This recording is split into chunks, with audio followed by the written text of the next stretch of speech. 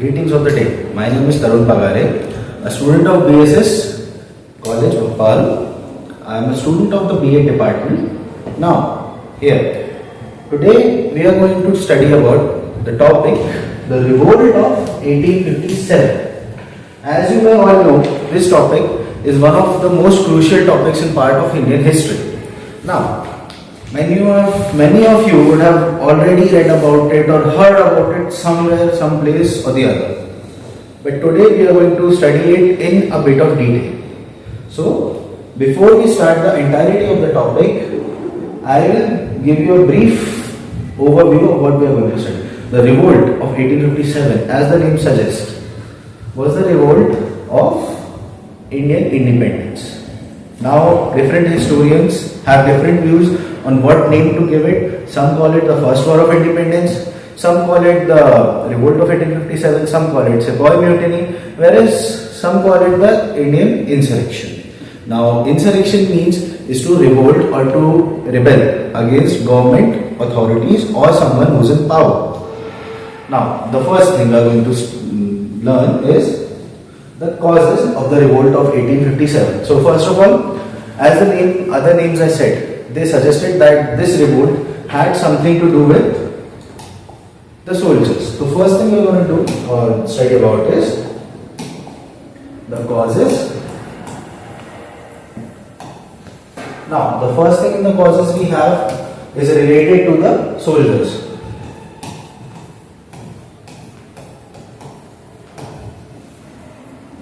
So, regarding the soldiers, as you may all know, during that time of the years 1857 or in general the 19th century, we Indians were mainly and majorly a colony of Britain or the British people.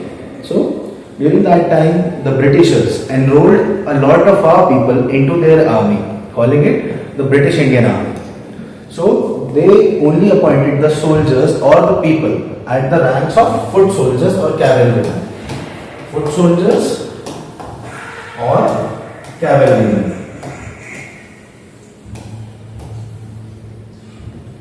And the officer ranks of the military were only given to the people that the Britishers preferred or their own people, meaning the fellow Britishers. Thus, this created a sense of, we can say, a difference between the soldiers, between the Indians and the British soldiers. Thus, this sort of created an imbalance between the treatment of the soldiers. Now, the second thing regarding to the soldiers was regarding to the cartridges. Now, cartridges,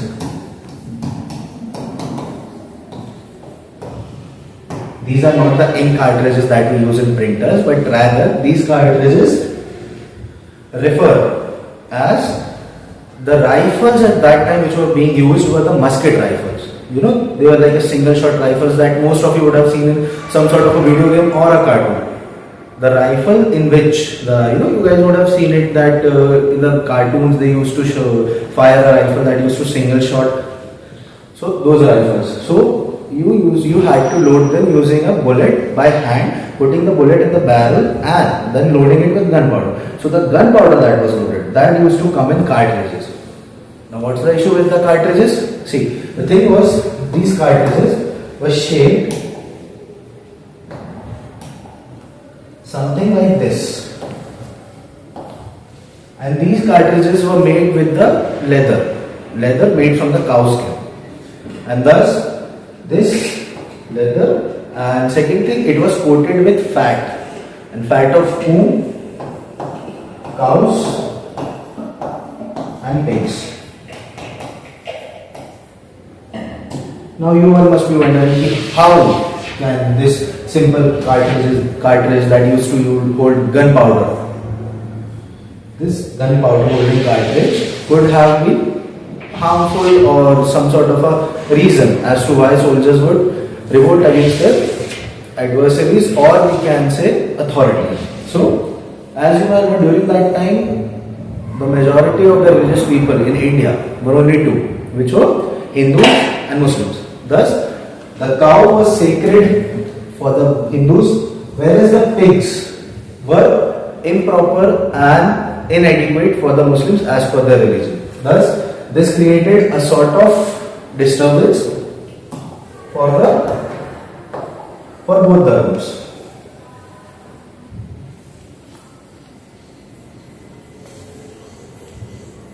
Now, after this was another issue. After this, we come to know about another thing. The third reason, which was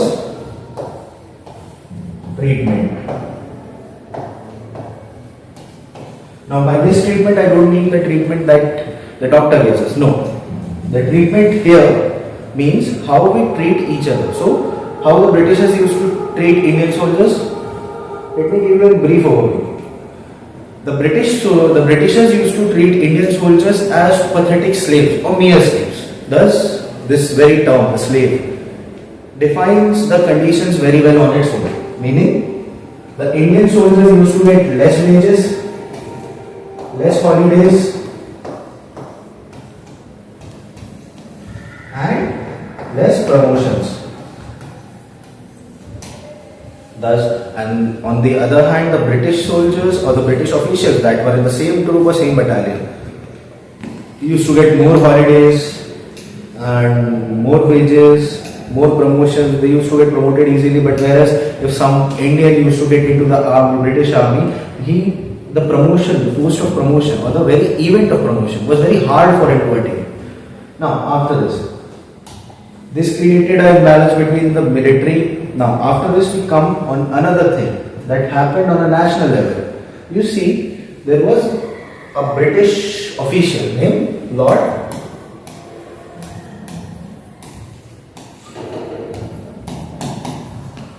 Dalhousie. So, what Lord Dalhousie did was he brought in a new rule. What Lord Dalhousie did, he brought in a new rule, which was doctrine of lapse. Now, the term lapse itself explains a lot. Lapse means to fall down or to fall in something. Thus, what did doctrine of lapse said? The doctrine of lapse said that whenever or wherever under the rule of the British Empire or the British government, any state by state I mean any place or a region that was ruled by a particular ruler, that state, if in case it did not have a direct blood heir, a heir by heir I mean the heir, the successor, or we can call it.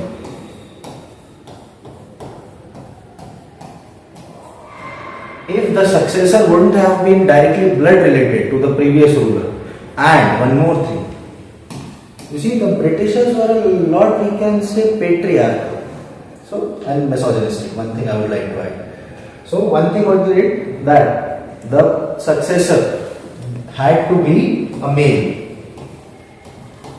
Thus, now think about it. What would have happened if this thing was implemented? So what happened was, there were few dynasties or few states we can call it. One was, or we like to call it Awadh, and the second one was Jhansi.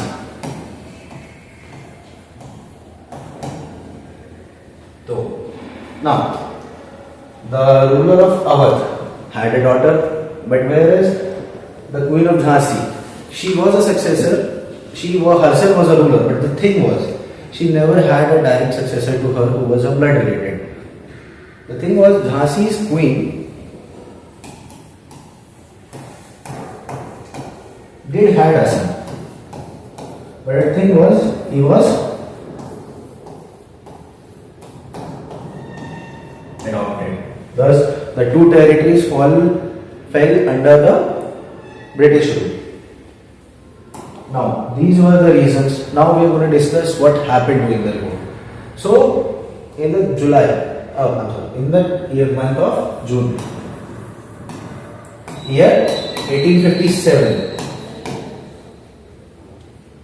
In the year 1857, in the month of June, the particular battalion we call in Meerut. Okay, the Meerut camp. So the soldiers in the Meerut camp did what? They revolted against their rulers or oppressors.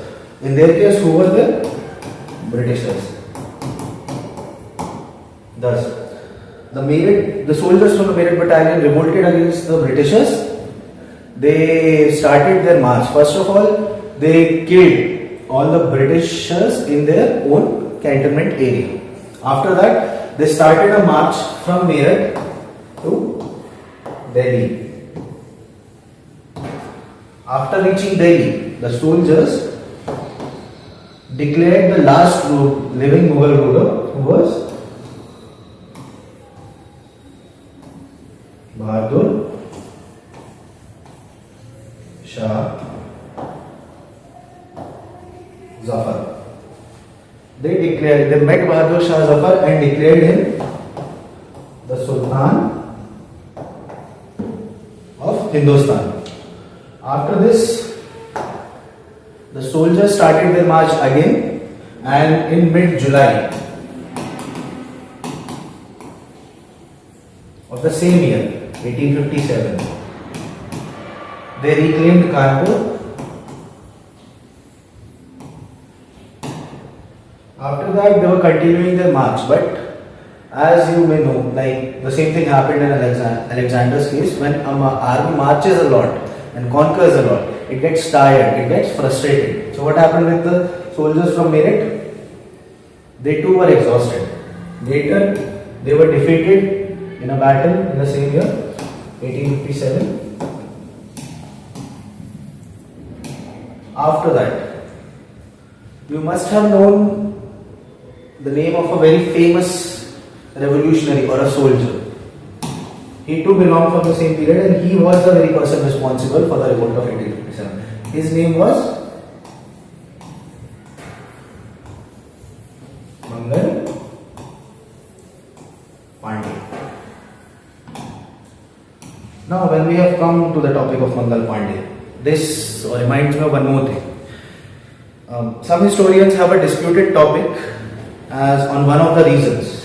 You see, some historians believe that one major reason for triggering the revolt was not actually such political reasons or such personal interests, but rather what happened was, during one of their practice sessions, a rumor spread between the Indian soldiers. And what was that rumor?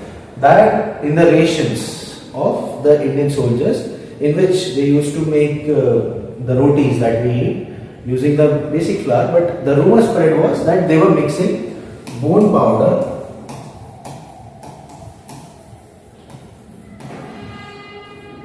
of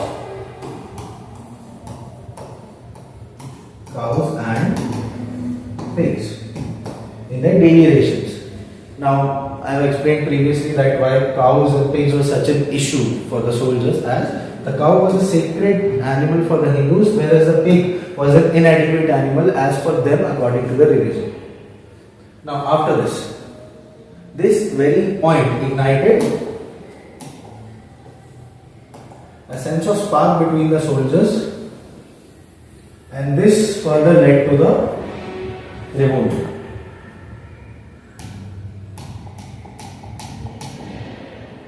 Now, the last thing we are going to discuss in this topic is the conclusion. So, as per the historians from whom we study, is that the revolt of 1857 hasn't been declared a particular kind of revolt. The historians have disputed topics and disputed ideas on that. Some say it is a revolt of personal interest, some say it is a revolt of, we can say, political gain. Some say it was the first Indian revolt for freedom or independence. And thus this is a disputed topic. I would let it upon you to discuss it and further research on it and find something on it. Now, from here onwards, we will be closing the lecture, and I would like to thank you for staying with me. Hope you are doing well. Thank you.